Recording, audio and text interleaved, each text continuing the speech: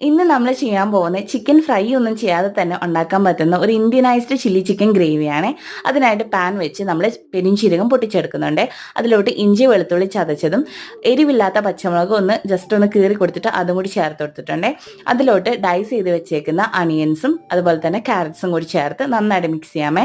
അതിലോട്ട് ആവശ്യത്തിന് ഉപ്പ് 1 ടേബിൾ സ്പൂൺ ഉപ്പ് ചേർത്തിട്ടുണ്ട്. 1 ടേബിൾ സ്പൂൺ കുരുമുളകും 1/2 ടേബിൾ സ്പൂൺ ഗരം മസാലയും കൂടി ചേർത്ത് ഒന്ന് മിക്സ് ആക്കിയിട്ട് ഒരു വലിയ ക്യാപ്സിക്കം ഡൈസ് ചെയ്ത് ചേർത്ത് കൊടുത്തിട്ടുണ്ട്.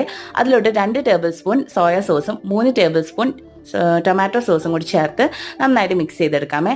അതിലോട്ട് ഉപ്പും കുരുമുളകും ഇഞ്ചി വെളുത്തുള്ളി പേസ്റ്റും ചേർത്തിട്ട് 2 കപ്പും കൂടി വെള്ളം ഒഴിച്ച് വെച്ചിട്ട് 2 വിസിൽ വരുത്തിയ ചിക്കൻ 1/2 കിലോ ചിക്കനാണ് അതും കൂടി ചേർത്ത് നന്നായിട്ട് തള വരുന്നവരെ നമുക്ക് മിക്സ് ചെയ്തെടുക്കാമേ. എന്നിട്ട് അതിലോട്ട് കോൺഫ്ലവറിൻ്റെ മിക്സ് വെള്ളവും കോൺഫ്ലവറും കൂടി മിക്സ് ചെയ്തിട്ട് അതും കൂടി ചേർത്ത് ലാസ്റ്റ് നന്നായിട്ട് തിളച്ച് വരുമ്പോൾ മല്ലിയിലയും കൂടി ചേർത്ത് കൊടുക്കാമേ. എൻ്റെ അച്ഛൻ്റെ ഫേവറേറ്റ് കറിയാണ്, നിങ്ങളൊന്ന് ട്രൈ ചെയ്ത് നോക്കണേ.